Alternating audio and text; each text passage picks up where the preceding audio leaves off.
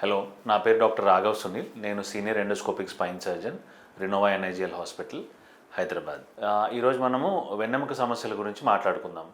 మన శరీరంలో, మన మెదడులో కరెంట్ తయారైన కరెంటు వెన్నుపూస ద్వారా శరీరంలోకి వస్తుంది. దానికి ప్రొటెక్షన్గా, దానికి సపోర్ట్గా మెడలో 7 ఎముకలు, ఛాతీలో 12, కింద 5 ఎముకలు మన వెన్నెముక ఫామ్ అవుతుంది. అంటే మెదడులో కరెంట్ తయారయ్యి ఆ తయారైన కరెంటు వెన్నుపూస ద్వారా కిందికి వస్తుంది. దాన్ని కాపాడేదానికి మన వెన్నెముక పనిచేస్తుంది అన్నమాట. సో వెన్నెముక ఎలా ఉంటుందంటే 2 ఎముకల మధ్యలో ఈ విధంగా కుషన్ ఉంటుంది. దాని పని ఏమంటే షాక్ అబ్జార్బర్ లాగా పనిచేస్తూ ఉంటుంది. ఆ 2 ఎముకల మధ్యలో ఎక్కడైనా కూడా జాయింట్స్ ఉంటాయి. ఎందుకంటే మనకు కదలాలి, మూమెంట్ కావాలి అంటే జాయింట్ కావాలి కాబట్టి ఇక్కడ జాయింట్స్ ఉంటాయి. దాని పక్క నుంచి నరాలు వస్తాయి. మెడలోంచి వచ్చే నరాలు చేతికి కరెంట్ సప్లై చేస్తే, నడుములోంచి వచ్చే నరాలు కాలికి కరెంట్ సప్లై చేస్తాయి అన్నమాట. సో రకరకాల కారణాల వల్ల ఈ నరం డిస్టర్బ్ అయినప్పుడు కానీ, లేదంటే ఎముక అరిగినప్పుడు కానీ, లేదంటే కండలో ఇబ్బంది అయినప్పుడు కానీ మనకు మెడ నొప్పి కానీ నడుము నొప్పి కానీ వచ్చే అవకాశం ఉంటుంది. సో మనము నడుము నొప్పి గురించి ఆలోచించినప్పుడు దీన్ని నేను ప్రధానంగా 5 దశల కింద డివైడ్ చేస్తానన్నమాట. మొదటి దశలో ఏముంటుందంటే, మనం ఏదైనా మన పరిమితికి మించి, అంటే అలవాటుకు మించి ఏదైనా పని చేసినప్పుడు లైట్గా ఇబ్బంది రావటం, రెస్ట్ తీసుకుంటే ఆ నొప్పి తగ్గిపోవడం జరుగుతుంటుంది. రెండవ దశలో ఏమవుతుందంటే, మనం రోజు చేసే పనులు, అంటే రోజువారీ పనులు, మన అలవాటైన పనులు చేసినా కూడా నొప్పి రావటం, మందులు వాడకపోతే తగ్గకపోవడం, ఇబ్బంది రావడం ఇలా జరుగుతూ ఉంటుందన్నమాట.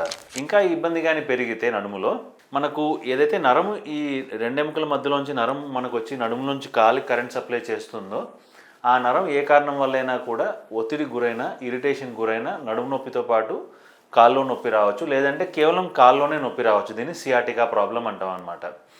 ఇది 3వ దశ. 4వ దశలో ఏమవుతుందంటే, మనకు నరం నలిగిందంటే కాల్లో శక్తి తగ్గడం లాంటివి కూడా జరిగే ప్రమాదం, తిమ్మిరి రావడం, శక్తి తగ్గడం జరిగే అవకాశం ఉంటుంది. ఒక్కొక్కసారి రేర్గా కిందికి వచ్చే వెన్నుపూస మొత్తం కూడా ఈ ప్రాంతంలో నలిగిపోయింది అనుకోండి, అంటే ఈ డిస్క్ పక్కకి జరిగిపోయి ఈ నరం నలిగిపోతే కాళ్ళలో శక్తి తగ్గిపోయి యూరిన్ మోషన్ కంట్రోల్, అంటే మూత్రం సరిగ్గా రాకపోవడం, లేకపోతే వచ్చిన ఆపుకోలేకపోవడం, మలబద్ధకం అంటే మోషన్ సరిగ్గా అవ్వకపోవడం, ఇలాంటివి కూడా జరిగే ప్రమాదం ఉంటుంది. అలాగే మనకు ఎలాగైతే మోకాళ్ళు అరుగుతాయో, నడుములో కూడా చెప్పాను కదా, వెనకల జాయింట్స్ ఉంటాయని 2 ఎముకల మధ్యలో, రైట్కి ఒకటి లెఫ్ట్కి ఒకటి, ఆ జాయింట్స్ కూడా అరిగే అవకాశం ఉంటుంది. అది ఎప్పుడు అరగవచ్చు, మనం చేసే పనులు, అంటే ఎక్కువ వంగి పని చేసే వాళ్ళలో కానీ, లేదంటే బరువు ఎక్కువ ఉన్న వాళ్ళలో కానీ, ఏ కారణం చేతైనా కూడా ఏదో విషయంగా దెబ్బ తగిలి ఇక్కడ లోపల ఉన్న అలైన్మెంట్ ఏమైనా ఇటు అటు డిస్టర్బ్ అయితే దాని తర్వాత కూడా అరగడం అన్నది స్టార్ట్ అవ్వచ్చు. సో ఇలా జాయింట్స్ అరిగినప్పుడు కూడా మనకి ఇబ్బంది ఉంటుంది. ఇది ఎట్లా ఉంటుందంటే, పొద్దున్న నిద్ర లేచినప్పుడు మంచంలో నుంచి మనం లేచి నిలబడాలంటే నడుము సహకరించకపోవడం, అంటే నడుము ఇబ్బందిగా ఉండటము, కొంత నడుము ఇలా పట్టుకొని లేవాల్సి రావటము, కొంత దూరం నడిచిన తర్వాత మళ్ళీ కొంత ఫ్రీగా అవ్వటం, ఇలాంటివి జరగచ్చు. ముందు కొంగి ఏదైనా పని చేయాలంటే ఇబ్బందిగా ఉండటము, కొంతసేపు ఎక్కువసేపు కూర్చొని లేచినప్పుడు మనకు నడుము కొంత ఇబ్బందిగా ఉండటం, సహకరించకపోవడం, ఇలాంటివన్నీ కూడా చూస్తూ ఉంటాం. అలాగే రేర్గా నడుములో ఇన్ఫెక్షన్ కూడా వచ్చే అవకాశం ఉంటుంది. ఇన్ఫెక్షన్ అంటే మన ఇప్పుడు తగ్గిపోయింది కానీ బాగా, ఒకప్పుడు ట్యూబర్క్లోసిస్, క్షయవ్యాధి ఊపిరితిత్తుల తర్వాత వెన్నెముకలో ఎక్కువగా వచ్చే అవకాశం ఉంటుంది. అలాగే ఇంకా మన వెన్నెముక సమస్యలు చూసినప్పుడు ఒక వయసు తర్వాత క్యాన్సర్ వల్ల కూడా వెన్నెముకలో సమస్యలు వచ్చే అవకాశం ఉంటుంది.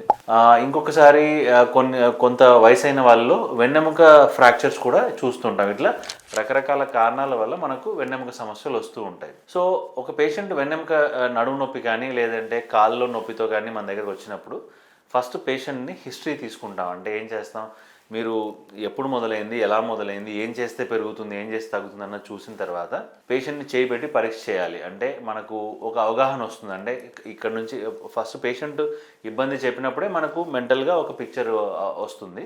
దాన్ని చేయబెట్టి పరీక్ష చేసి కొంత కన్ఫర్మ్ చేసుకుంటాం. దాని తర్వాత కొన్ని పరీక్షలు చేయాల్సిన అవసరం ఉంటుంది. ఒకవేళ పేషెంట్ వచ్చి నాకు 4-5 రోజుల నుంచి నడుము నొప్పి ఉందండి, మరీ ఎక్కువగా లేదు అంటే జనరల్గా మందులు రాసి రెస్ట్ పెడతాం. కాకపోతే ఎక్కువ కాలం నుంచి నడుము నొప్పి ఉన్నా, అంటే కొంతమందికి 4 వారాలు 5 వారాలు నుంచి నడుము నొప్పి ఉన్నా, లేదంటే నడుము నొప్పితో పాటు కాల్లో నొప్పి ఉన్నా, లేదంటే నొప్పి తీవ్రత మరీ ఎక్కువగా ఉన్నా, అంటే కదలడానికి అవటం లేదన్నప్పుడు మనం వారికి ఎక్స్రే కానీ ఎంఆర్ఐ కానీ తీయాల్సిన అవసరం ఉంటుంది. ఎక్స్రేలో మనకు ఎముకలు ఎలా ఉన్నాయన్నది కనపడుతుంది.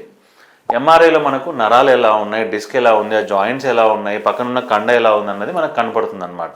సో ఇవన్నీ చూసిన తర్వాత మనకు పేషెంట్ ఏ దశలో ఉంది ఇబ్బంది అన్నది మనకు ఒక అవగాహన వస్తుంది. సో దశను తగ్గట్టు మనం కరెక్ట్ ట్రీట్మెంట్ చేసుకుంటే కంప్లీట్ రిలీఫ్ వస్తుంది. అంటే మొదటి దశ, 2వ దశలో ఉన్నప్పుడు కొంచెం చిన్నగా రెస్ట్ తీసుకొని ఒక 2-3 రోజులు తర్వాత మందులు వాడి ఎక్సర్సైజ్ చేసుకుంటే ఈ ప్రాబ్లం సాల్వ్ అవుతుంది. మూడవ దశలో ఉన్న వారికి కూడా, అంటే ఎవరికైతే కాళ్ళు లాగడం మొదలైందో వారిలో కూడా 100% మందికి మందులు, రెస్ట్తోని తర్వాత ఎక్సర్సైజ్తోని ప్రాబ్లం సాల్వ్ అయిపోతుంది.